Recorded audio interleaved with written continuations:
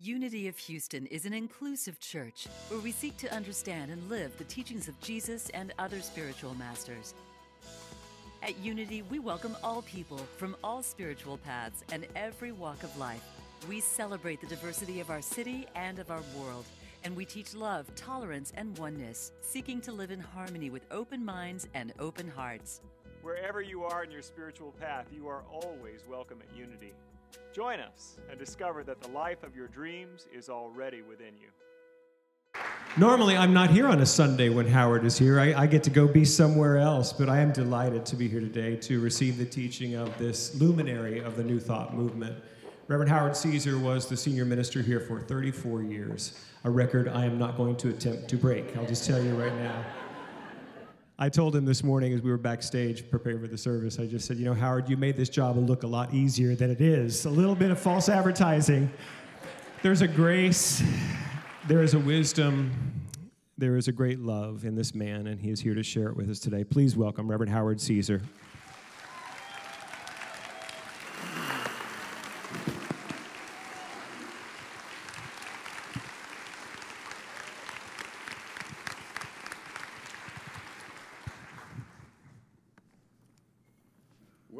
Well. I's back. Thank you, Michael. It's great to see you, great to have you be here, and I love you, and I just am thrilled for you to be the guy that's here. I appreciate the invitation. How y'all doing today? Okay. We're streaming. Is this the camera? I didn't get to stream that much when I was here, so now I'm going upstream a little bit maybe today. Some of you, or many of you know that during a portion of my time here, pretty much the last 10 years, I went and studied in India at the Oneness University. It was from 2007 to 2017. And I'd be there anywhere from a week to a month, really, for those consecutive years, and meant a lot to me. It really helped deepen me, certainly when you have that kind of focus on a message and on spirituality and the principles, it takes you to a new place, and it was in such alignment with Unity, so it was kind of an add-on to what I had learned in Unity, so it was really beautiful, a great marriage. But while I was there, one of the takeaways that was emphasized that I've always kind of kept close to me, and it's nothing new, and but it's basically what the purpose that we're here for. What are we really here for, our purpose? And so clearly they said it was basically three things. That we're here, number one, to learn, to grow, and to evolve spiritually. Okay? Number two, we are here to serve, to be used by God, to make a difference. And number three, the ultimate, is that we're here for oneness. Oneness with God, oneness with everyone, everything, all that is. Now, they overlap because, you could take love and say, well, love is certainly something we're to grow and learn and evolve into, and serving is loving, and oneness is oneness with God. God is love. So we're talking about a broad subject here. But today, I want to focus on that first one, which is we're here to learn, to grow, and to evolve spiritually. How do we do that? It's a broad area. There are lots of universal spiritual principles and laws and teachings that we are to incorporate, but basically it has been narrowed down, that number one, into one word, one basic word that we all know and is familiar: truth. Truth. Spiritual masters and mystics and teachers and avatars and awakened beings, including Jesus, down through time, have referred to that one word, truth. Truth. And it's basically because it's not just a word. It is a force. It is a power. It is that which brings forth God's reality. It should never be taken lightly. To be a student of truth, to be living the truth, bringing it forth. People everywhere in this life and in this world, face varying degrees of stress and fear and despair or limitation and just some hard times. But truth can move you beyond that. It's narrowed down to some statements that Jesus said.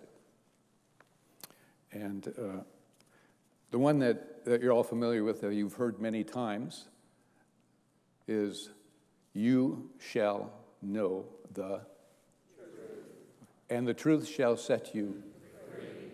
Right. How many times have you said that? How many times have you heard that? We can all know about truth, but I wonder, how much are we living the truth and making precious what truth is and taking it into our life every day and selling ourselves on it every day? Marianne Williamson once said, we all know about truth, but we're C students when it comes to living it. I like that. But when Jesus said that, "You shall know the truth, and the truth shall set you free," that word "shall," to me, when you meditate and reflect on it, is like it's a directive. It's like, this is essential. This is a requirement. This is your curriculum. You shall. You shall. Now, it may take you many lives, but you shall learn and live the truth. You see, because just like the Ten Commandments say, "You shall not," and "you shall not," and "you shall not," well, this is you shall. This is a shall do, okay? Because if you are to become a light in the world, you shall live the truth. There are things like forgiveness, unforgiveness. You can't live unforgiveness and be a light in the world and be living the truth. You can't live conditional love, that principle, that truth, and be free. There are things that we have to incorporate. And so it's a simple word, perhaps, but it's broad and it's all-encompassing and it's empowering, and it does set us free. Now, if you don't think that was a big and important teaching to Jesus, was this idea of truth, there's a place where he says very clearly in the Scriptures, he says, quote, "To this was I born, and for this cause came I into the world, that I should bear witness unto the truth." That's my purpose. That's why I'm here. And in a sense, he's saying, that's why we're here, Pope. That's why we're here. That's our purpose. In another place, he said, "I am from above, you are from below. You are of this world, I am not of this world." Well, what world is he of? He was saying, I'm from another level, and that other level is the level of truth. It's deep knowing. It's knowing the reality of God, and I want to bear witness of that to you. I want to allow you to move into the light of God and being what you came here to be as well. It's a level of knowing. In biblical times, they had difficult circumstances and situations. Times were at times dim and dark and false. There were wars, there were conflicts, there were murders, there was lying, there was cheating, there was greed, there was untruth being lived in biblical times, basically all times. It's a part of being in the world at the level of which we are. There are varying degrees, and so therefore we're here to really be called to the purpose to which Jesus was saying. And basically that's to rise above it, to see a truth beyond it, that some of what is being experienced just isn't the reality. And it comes and goes. It's transient. You see, what is permanent? What is permanent? We rise above it. Socrates, the great philosopher, he said, "Man is merely mistaken in what is really the source of goodness and happiness, and thus mistakenly chooses externals, illusions, instead of truth." I like what Socrates has to say from time to time. So truth has permanency, right? It is unchanging. It's the same today, tomorrow, always, no matter what time, no matter what place. You can depend on it. It's reliable. It's powerful. It's of God. Material things, they come and go. We're not our things. Even thoughts and emotions come and go. We're not them. Temporarily, we experience them. We're not our body. Our body comes and goes, okay? We have a body. Truth is permanent. You and I are spirit. We're spiritual beings, eternal beings, made in the image and after the likeness of God, which is spirit. Jesus made clear You know, God is not a man standing off in the sky, okay? He said, God is spirit, and they that are going to worship him in spirit and in truth. That means spirit means some things that you're not seeing. There's a dimension, there's a reality that is beyond what you see, that you have to hold to and bring forth your light. My title today is, maybe you knew I had a title, I don't know, Help Stop Truth Decay. You know, apparently you didn't know. But it's a takeoff on a commercial, Help Stop Tooth Decay, right? I don't know if it was Crest or Colgate or what, but anyway, it was kind of fun. But the truth is, God's truth will never decay, okay? Truth will never decay. It's eternal. It's unchanging. Lies and falsehood is the absence of truth, just as darkness is the absence of light, and that which we call evil is simply the absence of good. There was a game show that used to be on, I might date myself, it was called Truth or Consequences. Some of you remember that? It was a entertaining show. You'd get asked a question, I guess, and something that was ridiculous and you couldn't answer, and then you'd be shuffled off to your consequences. Maybe pies would be thrown at you or something. It was entertainment. It was fine.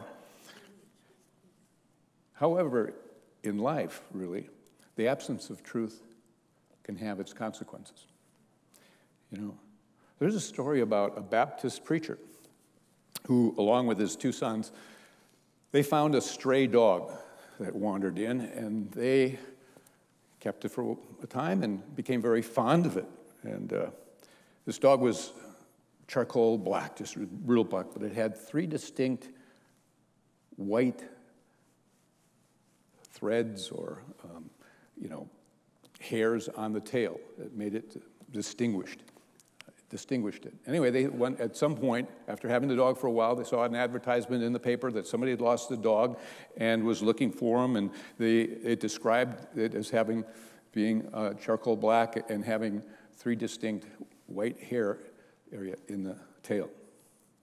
And so this preacher, along with his young boys, went and carefully took the tail and plucked the white. The 3 white areas of hair.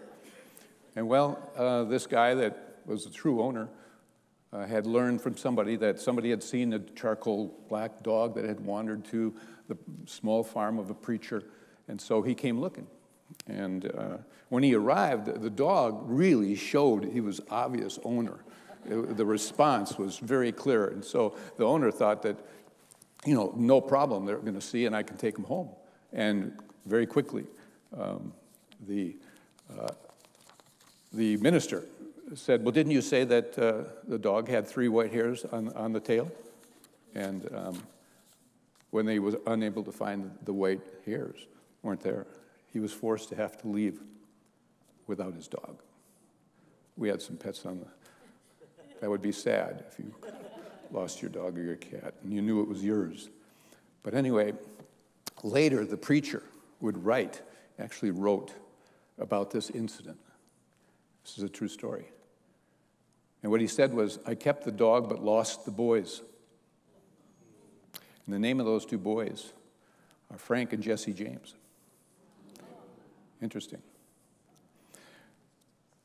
There was a minister that I read about also that,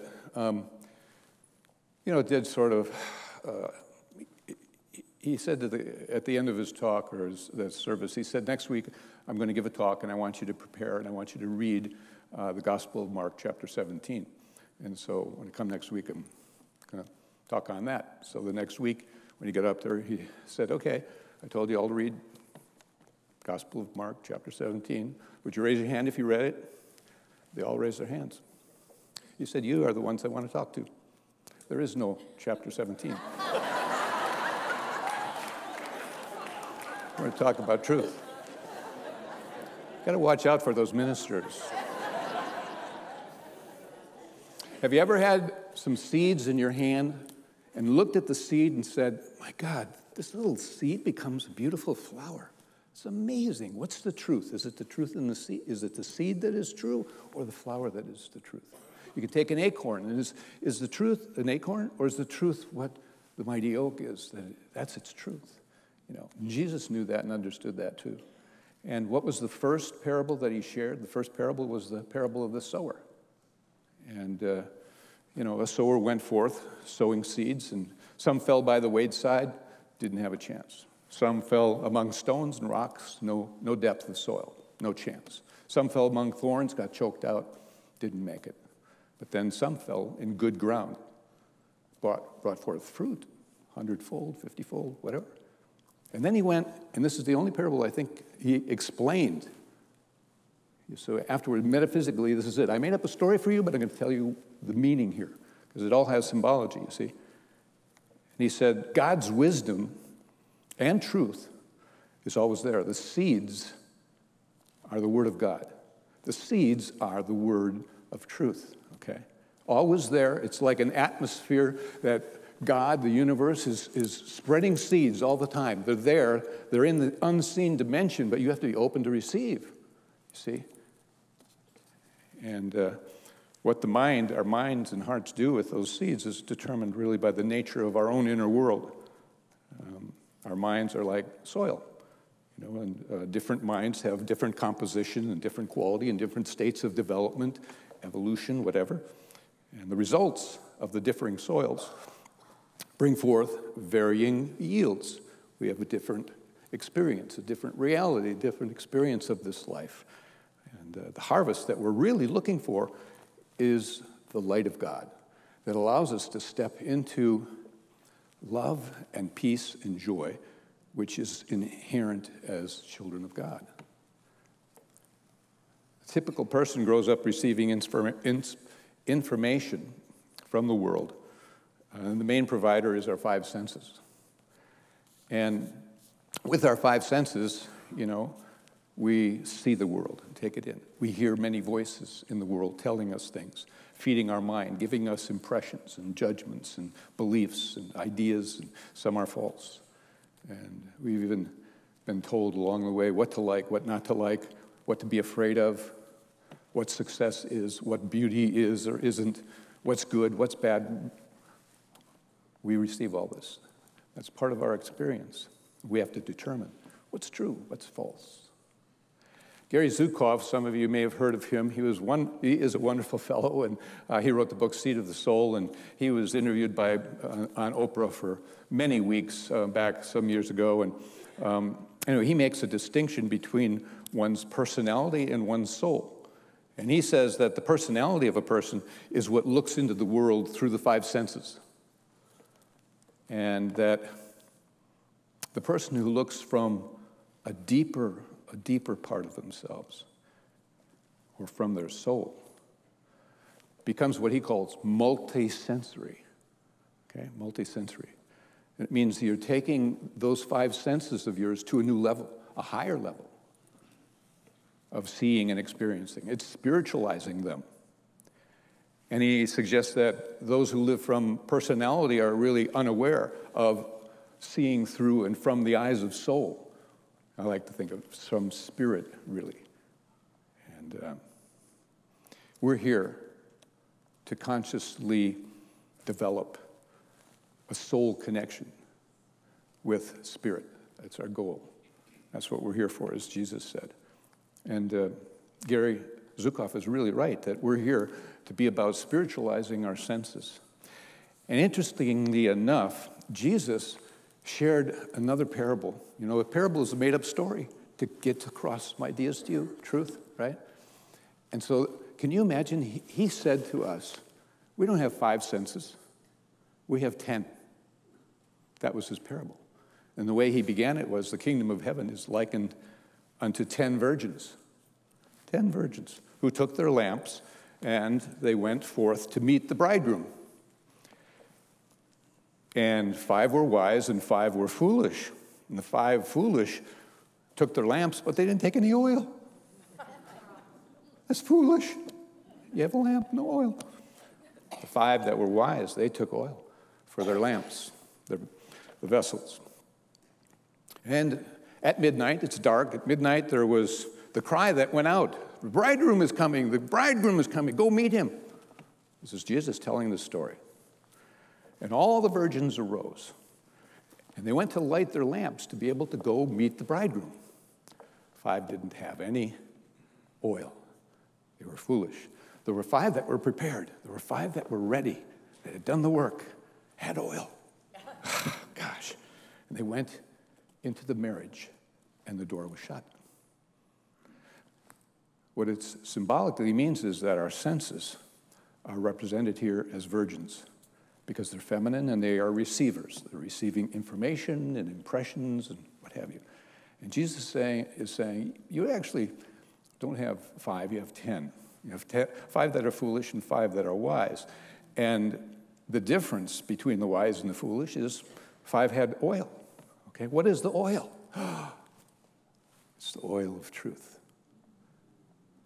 The oil of truth is what brings light into the world, takes you to the bridegroom, which is a marriage with your highest self, which is a marriage with the kingdom of heaven, bringing heaven on earth, bringing forth the light that is in you. You know, he's talking about spiritualizing the senses. And he's talking about becoming anointed, you know, really with the oil of wisdom and truth, and spending time and opening to asking, what is the truth here in this situation? It's being married to the heart, because the heart is where God speaks. It's not in the head. Okay? The head needs to look to the heart and then let the heart speak, which is the voice of God. It's the altar of God, the heart. Remember the 23rd Psalm, a couple of the lines in the 23rd Psalm? Thou anointest my head with oil. My cup runneth over. The harvest I receive is surely goodness and mercy shall follow me all the days of eternal life, and I shall dwell in the house of the Lord forever. Wonderful, isn't it? I like to say we have 2 selves, simplified. I know psychologists say we have more than 2, but just to narrow it down, we have really a divine self, the self that God created, okay? Made in the image and after the likeness of God. That self exists. It's always with you. It's inherent within you. But then we have a separate self that we created, that layered over our true self, okay? And so we call it, you know, our Christ self, our true self, our anointed self, whatever. But as Paul said, Christ in you, your hope of glory. So it is that self that's being referred to. And actually, in the most ancient of teachings, going back as far as you want to go, there are the Vedas and the Upanishads that talk about a self, capital S. And if you read some of that, they just grab you that as far back as that, people, beings, spiritually awakened, knew, well, thousands of years before Christ, of this self. It's not like it just got here with Christ, okay? But he came to bear witness. And so here's 3 things that I'll share with you that I pulled from the Upanishads. Quote, bright but hidden, the self dwells in the heart. The self, capital S. Second, the shining self dwells in the heart. He is the goal of life. And third, want to hear the third? Just want to know if you're with me. Quote, everything in the cosmos, great and small, lives in the self. He is the source of life and truth beyond the transience of this world, the coming and going and the illusion of this world that does not have permanence. Truth has permanence. Some of you are familiar with the name Byron Katie. She's a wonderful lady, has brought and teaches on this idea of truth. It's her work right now, and she calls it the work. But it's an interesting personal story that she had when she was about 42 or 43 years old, having had 2 marriages and 3 children and a successful career. All of a sudden, she went into a 10-year downward spiral spiral into despair and rage and paranoia. And for 2 years of that 10 years, she was in such deep depression, she almost never left her room.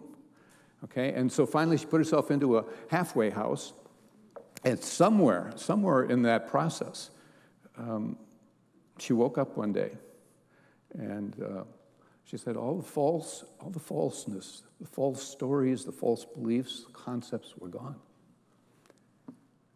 She woke up without a sense of the old who she had been and what she had been, in a sense. She said everything that was troubling her had lifted and was gone. And laughter welled up in her, the freedom of being free of all that was false and untrue. It was as if something else, had woken up in her. It was a freedom. Nothing separate. Now she was happy. She was loving. She was a different person. It sounds like she found that from the Vedas, where it says it's a shining self. It began to shine through. And basically, it was a truth that was beyond appearances that she had gotten to. Limiting concepts, limiting beliefs. Somehow they had lifted. And through her inner questioning, she had realized that all her old thoughts and many beliefs were untrue. And so she went on from there to do what's called, she calls it the work. She's wonderful. And basically it's based on, in oversimplifying, deep inquiry. Anything that causes you stress, anything that takes you into fear, when you feel it within yourself, you begin to inquire and say, is that true? Are you certain that this is true? Would you stake your life on it that this is true? And you're asking the deepest part of yourself, going to your heart, not your head. I have a memory of a time where I really went to my head. And I was 20 years old. Went to the dentist. I think I had something wrong with the tooth. It was way back here, on the bottom, far left, one of your molars or whatever, really important, farthest back. Anyway, I went to the dentist, and I was in a small town, 20 years old, before Unity, and the dentist, older gentleman, said, well, we're going to have to do a root canal. I'd never heard what a root canal, I have never heard that word. I'd never had anyone tell me they had had a root canal. I was hearing a root canal for the first time. My mind went on to red alert. Only thing I knew about a canal was the Suez and the Panama. And I wasn't going to have that in my mouth. So I told the dentist, pull the tooth. And he got alarmed and said, no, you don't want to do that. And I said, no, pull the tooth. And he paced and talked to me for 10 or 15 minutes, tried to explain. I had no listening. And so finally, very reluctantly, went to start pull the tooth. The tooth broke off. I had to go to surgery the next day, have the rest dug out. Years later, I had to have a saddle on because the top tooth was dropping down and nothing to bite on. Then years later, they removed the saddle, and I had to have an implant. So now I have somebody drilling with a drill into my bone. I don't mean to scare you, but that was not a canal. But I actually ended up getting an implant and had numbness from the center of my chin and lower lip, just a couple inches over for several years, because it got too close to a nerve. Truth or consequences? So finding unity, I learned quiet the noise. Quiet the noise. Get quiet. Listen. Listen to the still small voice that knows the truth. Go to your heart. Go beyond the mind that is not able to comprehend, is captured often by fear. You see, there is a magnificence of what you and I are, and it's in deep contrast to how we perceive ourselves. When a seed is planted, the obligation of the seed is to realize itself as what it is intended to be. We're all seeds. We've been planted in the earth. Let it be the good soil of truth. Go be a light in the world. I leave with you the fact that Jesus, upon his departure, he said, it is expedient that I go because I'm leaving with you a comforter. He used it, comforter, but he was really also saying it was like a counselor, a guide. And his absolute words in the Gospel of John were, I will send unto you from the Father the Spirit of truth.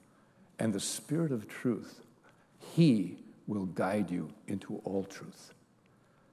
We have the Spirit of truth to comfort us, to guide us, to direct us, to empower us, to tell us who and what we really are. It will guide us all. I leave with you a prayer that I have taken with me all these years once I found unity. And it goes like this. God is my help in every need. God does my every hunger feed. God walks beside me, guides my way through every moment of the day.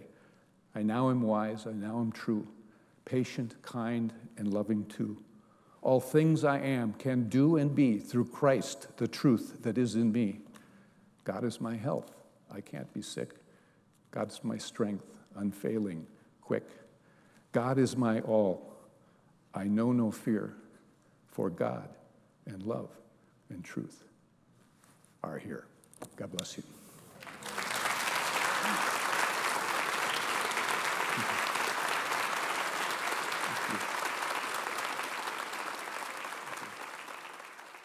Watching this message today. I'd like to invite you to join us in person here on campus at Unity of Houston for Sunday morning or Wednesday evening services. If you can't be with us here on our campus, you can still join us live on Facebook or on our website, unityhouston.org, Sunday mornings at 11 a.m. Central.